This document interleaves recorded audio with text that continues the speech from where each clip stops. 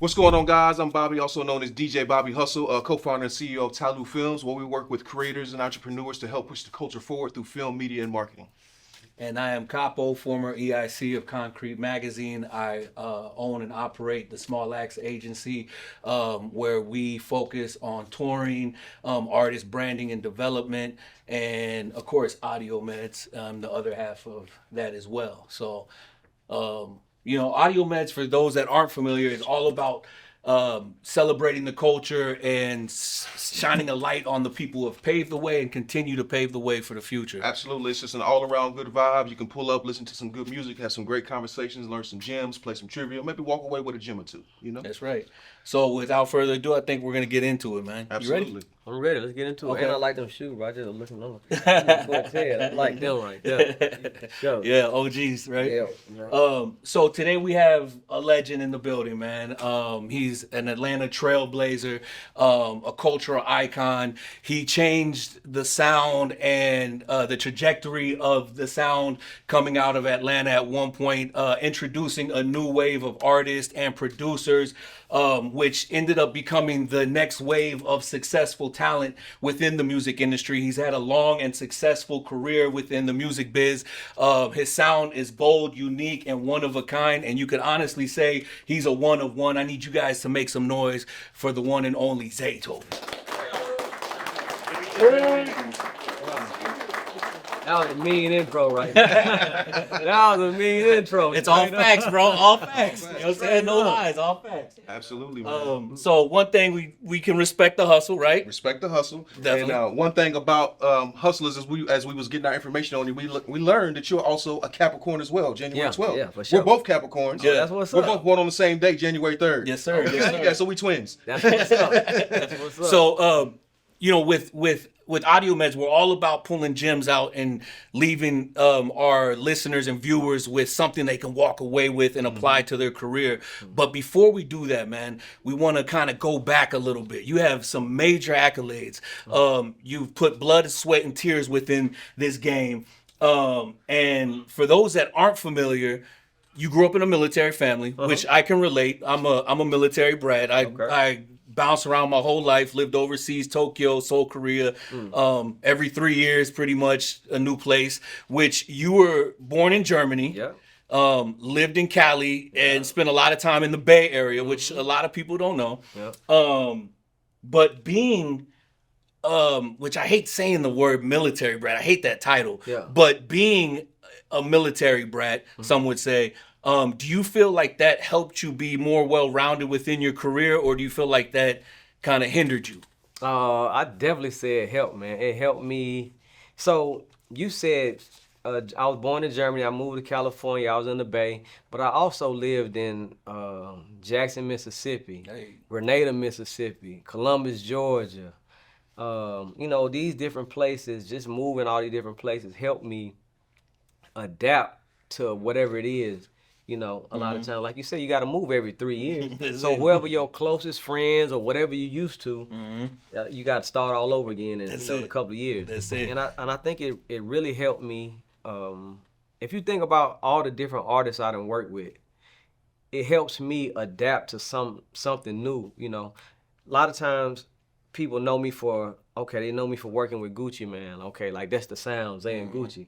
But it's easy for me to adapt to a guy like Lil Uzi Vert, even though they're two different, artists, or a guy like Future, and it helps me, change my sound, my style, getting used to how they move and how they want to create, and I think being a military kid always helped me not be so attached to just one thing. Yeah, that's real. That's dope, man. So, like you said, you moved around a lot. So, you lived in Cali. You worked with a lot of Bay Area legends, including JT the Bigger Figure, Be Legit, E40, Missy Marv, a whole bunch, all while you were still in high school. Yep. So, question that I want to know, being that young, with everything moving so fast, how familiar were you with the business, and what was the biggest lesson you learned from that particular era of your life? I didn't even care about the business really that much. When you're a producer, you got a gift and a talent, all you care about is being heard. Right. I remember my first beat it was like a compilation, and it had the guy San Quinn. San Quinn was a big artist out in San Francisco, at the time. And just to hear somebody riding down the street playing that, and that's my beat. You know, in the intro, I think JT might have said my name. Like, oh yeah, I got Young Zay on the beats or something. Like, you know, just feeling that, it was worth more than any amount of money somebody could have paid me back then. So that's all I really cared about. Now, I was making, you know, $200 here, $300 here, selling beats or whatever, or being on these projects. But that wasn't, you know, that wasn't what I was really caring about. I was caring about just being on the project. People just using my music. So you would say right now that that's people coming up, that's more important. You should worry about being on a record versus being on the I believe so. Because right now, I'm still the same way. Okay. I'm still giving out all my beats to all these artists, hoping to get a placement or, you know, want to be put on a project. Right. Yeah. The money's gonna come, man. You know, you gotta have some motion for somebody to want to pay you some money, man. Right. You know, I always try to teach up and coming artists and producers. Like, sometimes people get so stuck on the business that they don't never get nowhere. You know, they don't even make it nowhere because they like, well, no, I got to get this copyright. Now, before they get this beat, they got to pay me this and that. Well, what if their beat don't nobody ever use your beat? Then what? So, okay. I mean, that's real. That's straight up and down. So going back a little bit, you're buzzing in the streets, you're working with all these legends. Your family picks up, decides to go to Atlanta, right? Potentially putting a halt to everything that you've got going on. But you decide to stay by yourself and bet on yourself, right? So what was that moment like for you to stand up, bet on yourself, and do it alone, all at such a young age? That's just what I was into, man. You know, by the time you get out of high school, now, first of all, I'm in high school, I'm playing basketball, we won state championship. That's all I cared about was really basketball, and I was making music. My dad was retiring, so, you know, it's too expensive to stay in San Francisco, California. So he moved to Atlanta, but I was so into what I was doing, and I wasn't ready to leave. So I continued to make music. I actually went to junior college to play basketball, and I realized, like, man, everybody that I'm playing against is like 3 times my height. So I was like, you know, I thought I wanted to play basketball. Right. Yeah, so that's when I really started focusing more on the music. And, you know, I spent all day. I might stay nights. Back then, you didn't have a cell phone, so my parents didn't know I was at the studio 2, 3 in the morning, you know. And I had a bucket. I was driving a bucket out there, so my car might break down on my way leaving from the studio trying to get back home. I might break down at the gas station and had to sleep right there in the car, you know, till the sun come up. Yeah, because you know, there's no cell phones. But I didn't care nothing about none of that back then. I was just so excited about doing the music, being at the studio. I did a song with George Clinton back then. I was like about 17. Damn. And George Clinton. And the crazy part is I met George Clinton again a couple of years ago, and he remembered exactly who I was and the beat I gave him back in the day. So was it a record just for him or him featuring someone? Because I know he was doing a lot of features back then. He just actually came in the studio. I had made a beat, and he was like, man, I like that beat. I want to get that. He paid me $1,000 for that beat. I never in my life made $1,000 doing anything. Yeah, but that was my first, you know, and that alone excites you and keeps you motivated. Like, ooh, I can't wait to keep doing this. Especially because you're probably like, I'd have given it to you for free. I was trying to get it for free. You could have had that shit. Okay, straight up. Okay, so you decided to go it alone. You're doing your thing, but then all of a sudden you're bubbling and you're like, I got to get my own studio. So you was also side hustling, cutting hair. You was buying equipment, sending it to your mom and your pops at the house in Atlanta. And so you hopped on a bird, you got down here. So this was what, 98, 99? What year was that? 99. 99? Okay, and this is when the Atlanta sound was really bubbling. We had all the super producers, all the sounds. And so with such a mass amount of talent in the area during the era, how did you cut through with your unique sound? You had such a unique sound, it was different. How did you cut through, and what do you feel made your sound different at the time? I think what made my sound different is, like we was talking about me moving around so much, I just had a collage of just music that inspired me. I'm first of all, I'm a church kid, so I'm at church 3-4 times a week. I'm an organist playing at church. My beats sound like ice cream truck because I don't know how to do them but play the piano. So every time I make a beat, it's like, bro, that's like, what kind of beat is that? Right. Yeah, it's like, bro, what am I supposed to do to that type of beat? Right. You know, and But then I meet the artists down here in Atlanta, and I'm just, I'm seeing, they like the 808s.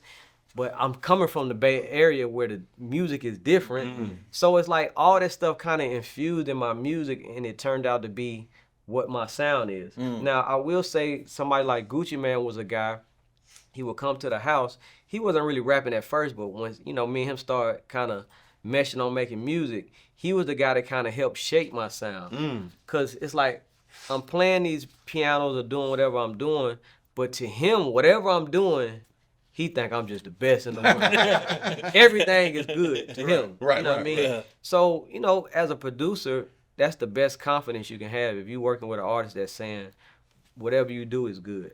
So that gives you confidence to kind of try things, tweak things a little bit. But he also was a guy that was, in a hurry. He was impatient. So while I'm making beats, I don't have a lot of time to try to add all these pianos and do all this other stuff. Once I just start making a beat and add 1 or 2 sounds, he like, I'm ready to rap. Turn me on. And that was good for me, because me being a musician, sometimes I can overproduce. I can try to make it sound too good where it lose the edge of it. Right. Somebody like him is like, that's enough. Put that beat on, I'm ready to rap. And when them songs start bubbling in the streets, it's like, oh, wait a minute. That is the sound. So now I'm going to just keep making my music sound like that, because that's what people want to hear. So sometimes like less is more. Man, less is more. Wow. I had to learn that. So like Bobby said, you're in Atlanta, you're working with all these amazing artists, right? You've got the streets bubbling in Atlanta now. And you're getting all this knowledge and gaining all this valuable information from all these people. So, and that's kind of where we want to go, because I know we're short on time. So I want to step into where we kind of hit you with a rapid fire question. You answered to the best of your ability. We wanted to kind of go back a little bit and touch on the stuff in the past, but now we want to kind of dig in and get some information and just your straight to the point thoughts on certain things that maybe these guys and the people that are watching can walk away with some extreme gems from a GOAT. Okay. You ready? Cool. Yeah. We'll start it off. Yeah, go ahead. All right. So, what was the first deal you signed, and did it work in your favor? First deal I signed was a co-publishing deal. This might have been 2007, 8 maybe. I think I got like $12,000. Okay. So that worked in your favor? Yeah. I didn't want to take a lot of money, because it's like I was just doing the deal because I was tired of the dude keep asking me to do a deal. I was just like impatient, like, bro, come on, just do it, I guess. You know what I mean? Straight up. Like, fuck you know it, what I mean? let's just sign Back this then shit. I wasn't caring about that, bro. I was just excited about the music. So I did the deal, and I felt like was $12,000. That ain't that much to make back or pay back. So Yeah, I'm gonna do that's that. real. So it's one of those things that but it worked out in my favor. Okay. No complaint. So, do you feel a new producer should be open to a less favorable pub deal just to get their foot in the door? It depends on the type of producer he is. Like, one thing about getting a publishing deal, most producers, they're relying on their publisher to put them in a lot of rooms and get them placements. I'm a guy that nobody have ever got me placements. It's all about my work ethic, me running into people, pulling up on people, or word of mouth, or people want to work with me. Yeah. So, I never relied on somebody getting me placements. Till this day, I never had, people that get me placements. Yeah. I kind of had to get them myself. So, Yeah. if you're that type of producer, you don't have to, run and get a publishing deal too early. That's funny. But if you need somebody to help you, I think Drummer Boy told us a story one time where an A&R called him to come to the studio at like 3 a.m, and he's like, I gotta get up, because if I don't, Zaytoven's gonna be there before me. I'm gonna go. I'm going for sure. Absolutely. Okay, so speaking of placements, so a lot of producers on the up and coming out here. So what is the best way for a new producer to approach trying to get a placement? What should they consider when reaching out to artists for a placement? Is there a proper protocol to do it?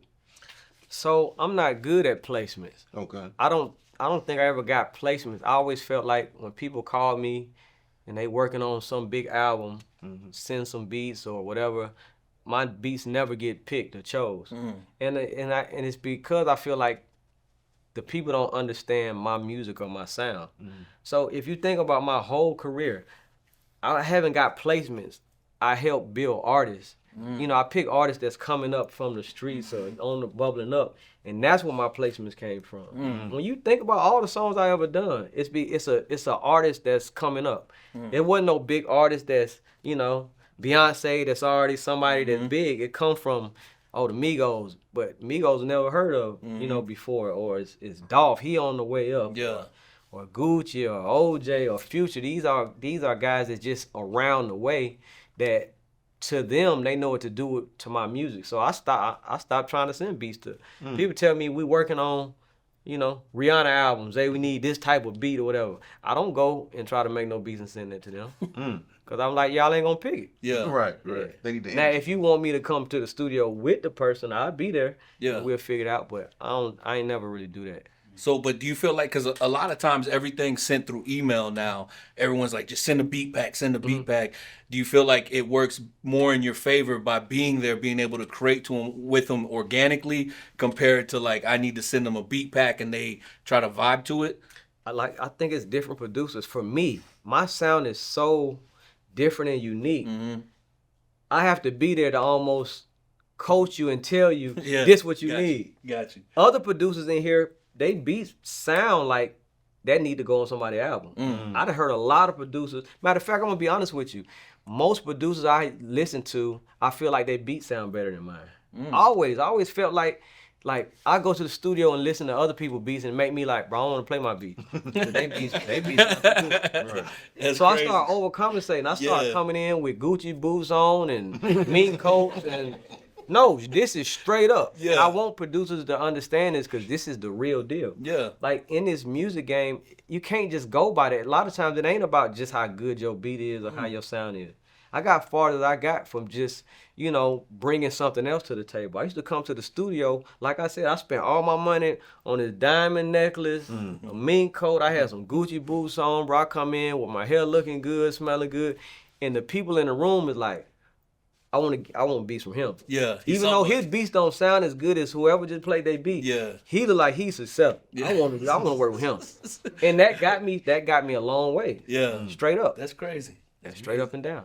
So, okay, I know you're talking about placement wise, but when an artist does get a placement, what business do you feel like they need to have in order immediately upon getting that placement?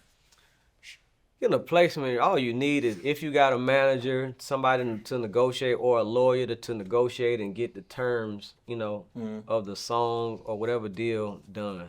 That's not really, you know, that big of a deal. Yeah. The hardest thing about producers just getting placements now, you still don't really have an identity. It's like you can get a placement right now on Drake album and still be like a nobody or somebody that ain't nobody seeking after you as a producer. It's just like you got a placement. Now you got to work super hard to try to get another place from somewhere else. That's why I always try to tell producers, try to find an artist or catch an artist that's on the come up and try to build a chemistry with that person. So you won't be just limited to, man, I'm just trying to make all these beats. Hopefully I get on somebody's album when you got an artist that you really working with that. I just did 5 songs on his album and he blown up. Now he the hottest thing going. Now I got a whole lot of placements. I got a whole lot of plaques because I done invested my time and energy into this artist. It's hard, man. It's hard. Trying to spread yourself That out. jump so hard because every producer in the world is trying to do that. I want to get on. Oh, they got Nicki Minaj album open up, bro. I'm gonna send some beats. I got some beats that'll go perfect for her. Man, there's 30 million producers want to do that same thing. Right. When it's somebody probably in your neighborhood that's coming out your city, it's like, no, let me get some beats to him. Yeah. Yeah. Because he mess around and be the next. You see how many new artists blowing up now? Yeah. And that's, to me, that's what a producer really should be aiming at, I feel. Okay. And so speaking of that, new producers trying to come up, trying to find an artist to work with, trying to reach out to other artists, and it's about the beat pack, sending out the beat pack. What can the artist do, or should they do anything to protect themselves of infringement, or maybe even a bad deal, like even with I ain't gonna say it's a bad deal, like with your girl Glorilla and the producer of that. Like, how can a producer protect themselves, or should they even be worried about it at this stage? Man, I think getting motion is more important than worry about all that. You know what I mean? So you can't worry about something that you don't know if it's ever gonna happen. You know, you want to get in the mix first. Like, focus on that. That's hard enough. You can be, man, I know so many people that got their business, I'm talking about A1, down to the T. Ain't made $1. Ain't got on one placement, ain't got on nobody album, but they got their business locked in now. You know? And that's, you don't, that's straight up. You don't want to be in that predicament. You want to have the problem of, bro, I just did Glorilla song and it's the biggest song out. Now we gotta kind of work things out and figure it out. I'd rather have that problem. Right. Yeah. So you're talking about getting in the mix and developing yourself, your own sound and like your identity, right? So do you feel like it's necessary for a producer to kind of promote themselves and push themselves the same way an artist does and brand themselves that way? Because artists, they have so many different ways to get it, you know what I'm saying? Like, and Absolutely. so many opportunities, but a producer, especially nowadays. Yeah, we got in the game to be behind the scenes and just work for the artist, but you can't really do that now. Now you gotta be like an artist. You gotta, that's what people are attracted to. And that's what I was doing back then when I was talking about the mean code and all that stuff. It's me presenting myself as valuable, because most of the time they treat producers like they ain't nobody. And producers, sometimes they carry themselves like that. Producers come in with the shoes curled up, shirt like he just finished wrestling. He hard, but it's like, just looking like, bro. So people gonna treat you like that, So me, bro, I ain't gonna lie, I invested in myself a lot of times, and I can't say it's been great investment, but I spent a lot of money on jewelry and cars and certain things just to get me to another level. Because I want to pull up to whoever I'm talking about, I want to get some beats to. When I pull up in a Rolls Royce, they almost like, bro, I gotta get it. I gotta get some beats from him. Just cause it's like he the man. Yeah, he doing something, right? He doing something, and that sometimes that's part of the game. And I'm like that. This the game. We in rap music. We in hip hop music. For sure. That means something. Now that's like me. I'm Zaytoven, right? Now if I come out and pull up to you, like you want to buy a beat from Zaytoven, I pull up to you with a Honda with the hubcap missing. Whatever money you was finna give me, you gonna be like, nah. What's really going on? He actually He ain't need that, man. I don't want no beat no more. He might don't need Exactly. You don't need it. I'm gonna throw it to him. Hey, that's part of the game, bro. I look at artists like that, bro. They could be artists, man. Most of the artists I work with, it's just something about them. I see them and the way they move or how they dress or what they look like. It could be like, bro, he can't even rap good, but he hard right there. Yeah, he got some type He of the truth. something He got about something him. about And that's what this whole game is about. This whole hip hop game is about being something that somebody can want to look up to or be like. That's most of this stuff. Most of the reason I done been around so long is not just the music. It's a part of how I carry myself. Or when you see me, or when you see, it's like, I'm gonna try to put the clothes on. I'm gonna try to look like something. I'm gonna try to be like, somebody can look up to Zaytoven like, I want to be like him. You know what I mean? Absolutely. And speaking of, the game and the business, so a lot of producers in here are trying to get in the game, trying to get in the mix, but they don't personally have the relationships. But there's other people in the industry that have relationships that connect the dots. So should a less than known producer work with somebody who's a middleman who's going to connect the dot? And if they do, how much should they cut him in on?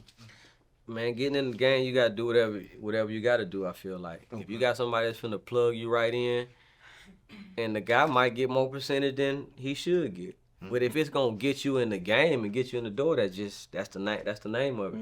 It's so many times, bro, I feel like I done sold myself short just to keep the needle moving, just to keep the ball rolling. Like, man, here, okay, y'all don't want to give me what I want, but I need this. So let's roll with it. And that's what you got to do, man. If you're hungry enough, that's what you're going to do. Yeah. And that just gets you to the next point. Before you know it, you'll be in a position to say, I ain't doing that. I ain't taking that, but this is what I need. You got to give me this. Absolutely. Yeah.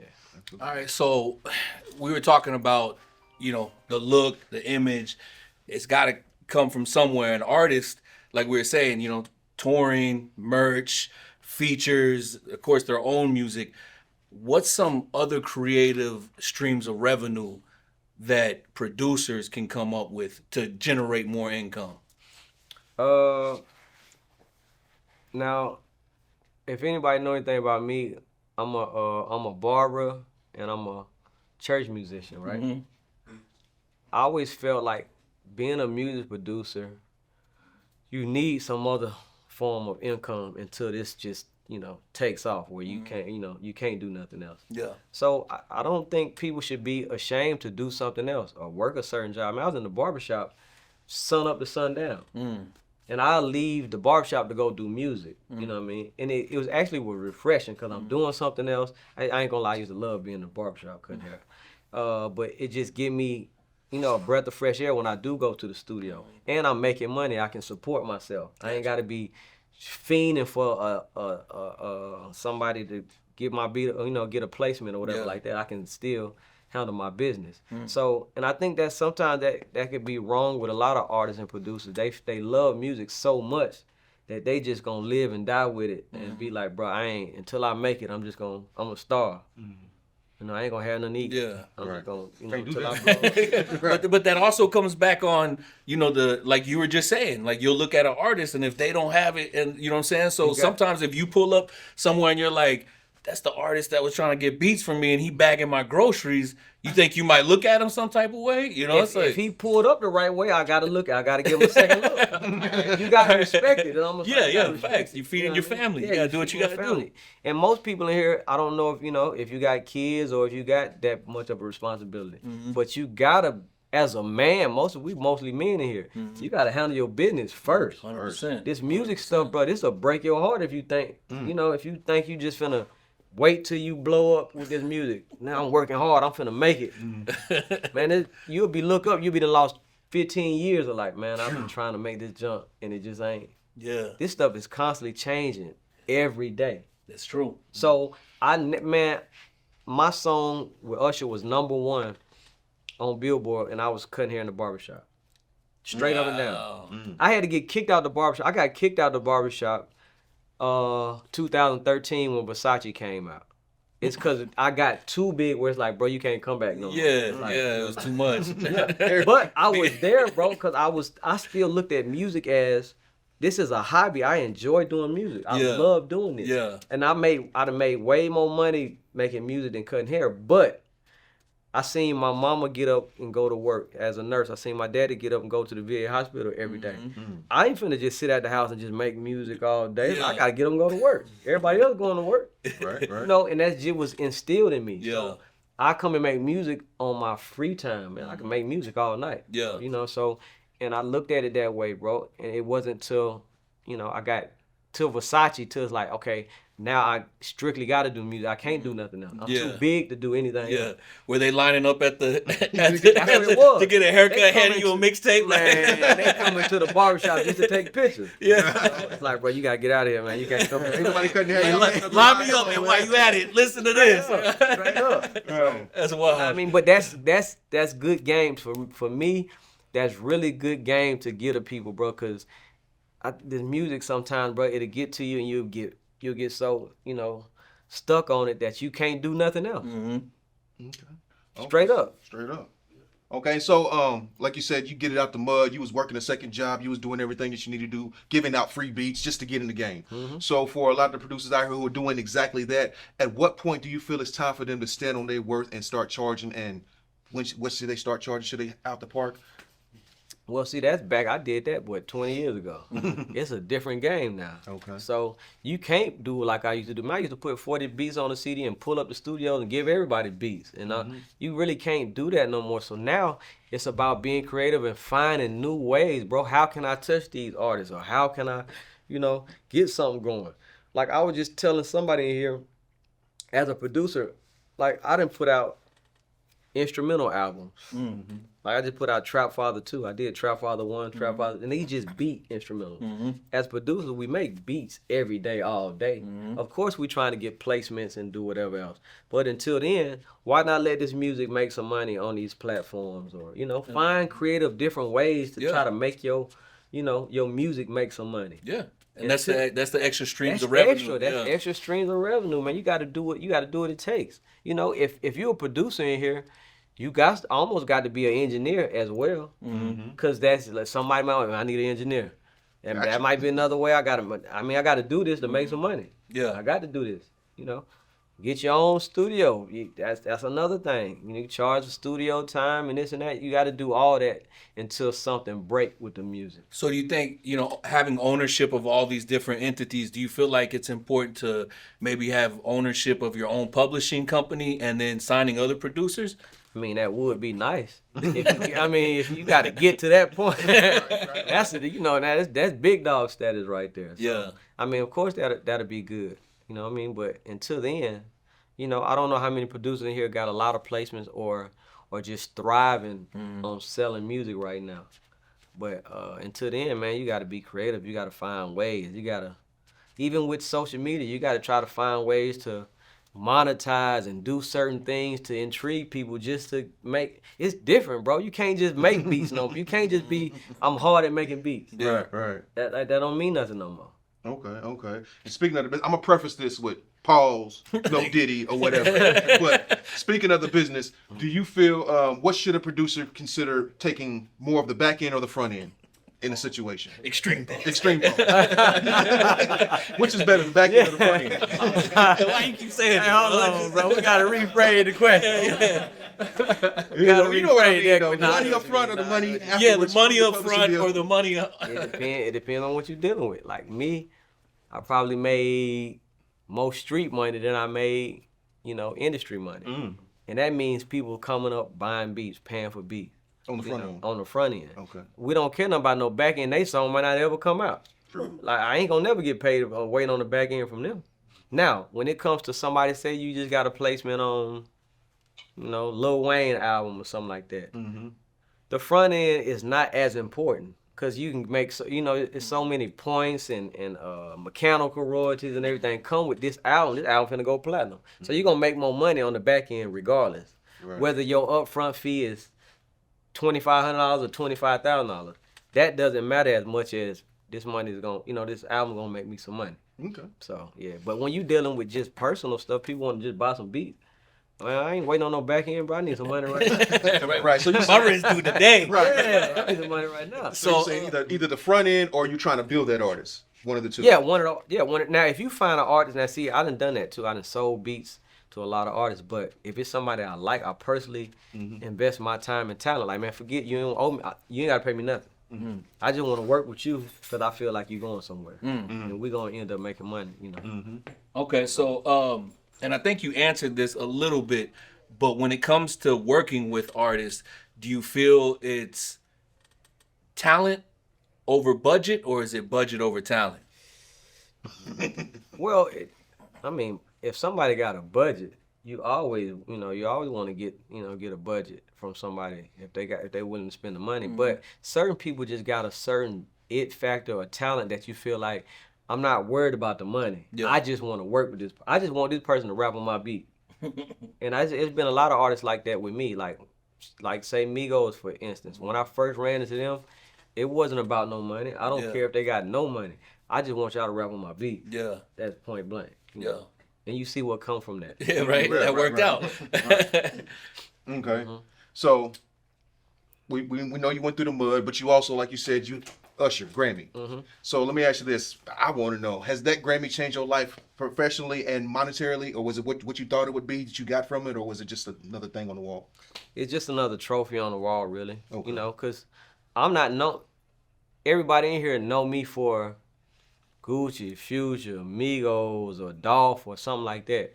Rarely do people say something about, oh, you did a #1 song with Usher. Right. It's like, it doesn't, that's not my claim to fame. That's Yeah. not really, that's not what defines me. So for me, it was good. Matter of fact, my buddy had called me and say, man, congratulations, boy, your song #1 on Billboard. I wasn't even paying attention to the billboards at all.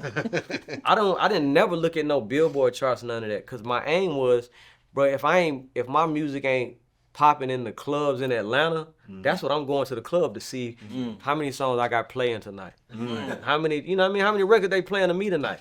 Because if it's only 1 or 2, I got some work to do, bro. You know what I mean? And I always felt like that. I always felt like I listened to the radio. Okay, cool. A song came on. Okay, cool. I got 5 songs playing on the radio. Cool. But, after a while, after them songs get out of rotation, It's like, now what you got going on now? Right. I got to get some work. You know what I mean? I work. wasn't studying the billboards. So it wasn't until now when I'm starting getting all these plaques where it's like, oh, this song did this. Oh, this song went double platinum. Oh, this song did this and that. I wasn't paying attention to that. I was trying to stay relevant. Having motion that's the main factor. Yeah. So what record, because you're not paying attention to all this stuff, you're just trying to keep motion, but what record that you produced surprised you the most with the success? I would say Make the Trap Say A was one of them, and Versace was one of them. Even So Icy was one of them. Like, even though it was my first big song, That shit was I crazy. did it, bro, but I didn't know it was gonna be what it was. Yeah. You know? Yeah. So that definitely surprised me. But Make the Trap Say A, it was so street and so trap that when I started hitting on the radio so much, I'm like, dang, bro, they playing this that much? So that surprised me. And to me, that was the song that pretty much defined who I was. Like, okay, that's Zaytoven sound right there. So Icy was still like a Bay Area type sound of music. That's not really, you can't define my sound from that. Yeah. But song like Made the Trap Say A is like, that's a whole era of that Gucci and OJ time. It's like, you know what I mean? So, yeah. That was one. Okay, and speaking of throwbacks, like I said, we got similar birthdays. We have all, us at least up here, have officially, I don't want to say it, reached OG status. So, in hip hop, Yes. ageism is prevalent, especially for rappers. But as a producer, do you feel that matters? No, I don't feel like it really matters. You know, as long as you keeping up and staying up with the times, then it don't matter. I be trying to make people not know how old I am.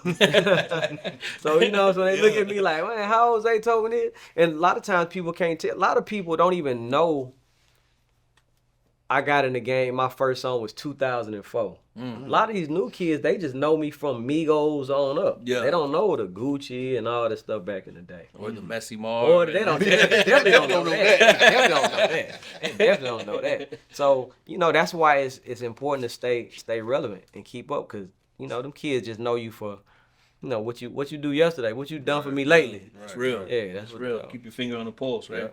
Okay. All right, so last question, man, and we want to end it with kind of your knowledge and giving us a gem. If your kid was going in to a meeting with a record exec, what's some advice you would give them before they walked into the meeting? It depends on what they going. Like, they get signed a record deal? Yeah. Well, it depends on the artist, on where you at or what you got going on right now. Right now, like, my son is in the music. He's in here, Zay Ski. And I'm an independent type of person. I never went into, record labels or people trying to sign me, and I was just super excited to be, signed. I don't know if y'all remember, I was in the picture with Jay-Z. It was a couple of years ago. And people just felt like, oh, Zay with Jay-Z. Like he just did the deal. Yeah. And it was a deal on the table, but I didn't do it. I built so much independently, and, what I was doing, I didn't want to conform to that. So it depends on what kind of motion you got going on. So, and you see, like, a lot of these majors right now they're cutting staff like crazy, right? Yep. So, and, everything is so independent based. You can get out here, you can get on these major platforms by yourself. You don't really need the machine like you once did, of course, for funding. But do you feel like that labels are going to still be around here soon? Is it something that they'll always be that go-to where everyone wants a record deal, or is it something to where it's like soon the independents will overpower that? I think soon the independents will overpower that, because it's getting there now. I think soon everything gonna be direct to consumer. You got however many fans you got, you can sell to your fans, and you can make a living doing that. You can if you got 20,000 fans and they want to buy directly from you, I think people gonna start going. I'm talking about past the DSPs and everything. Yeah. It's like, I'm going straight to my fans. To the source. Yeah. I think it's gonna come to that, to be honest with you. All right. So before we close out, one question we always like to ask too is, up until now, all the work that you've done, that you've gotten right here, what do you feel is the biggest lesson that you've learned, whether in life or in business, that you've learned that you like, man, that's some shit I needed to know? I guess the the biggest thing I've learned is consistency is the key. Mm. You know what I mean? Into doing whatever we do. You know how this stuff, you might be excited to do something. It's always exciting to start something and do something, but can you consistently do it when it ain't really going your way? Or how long you gonna do that? How long you gonna be a producer? You know what I mean? Yeah. Or how long? That's how I feel like I done made it to where I'm at. I'm a guy that has a unique sound. So my stuff coming in the season and then it go out of season. There's been times where it's like, bro, Zaytoven ain't the hottest thing or popping or whatever like that. But I consistently stayed with what I do, my sound, and, you know, continually doing what I do. And then my season always, you know, kind of come back around. So I'm definitely a consistent person on whatever I do. That's like I said, I had to get kicked out the barbershop because I consistently just every day. So I'm still doing this. No matter what it changes. Capricorn. I made $200,000 yesterday, but I'm at the barbershop early this morning. Hey, you know what I mean? that's It's just a working. consistent, you know, just being consistent. And I think that's the most valuable thing in whatever we do is just being consistent. Absolutely. So, Well, Ladies and gentlemen, Zaytoven. Jay, sir.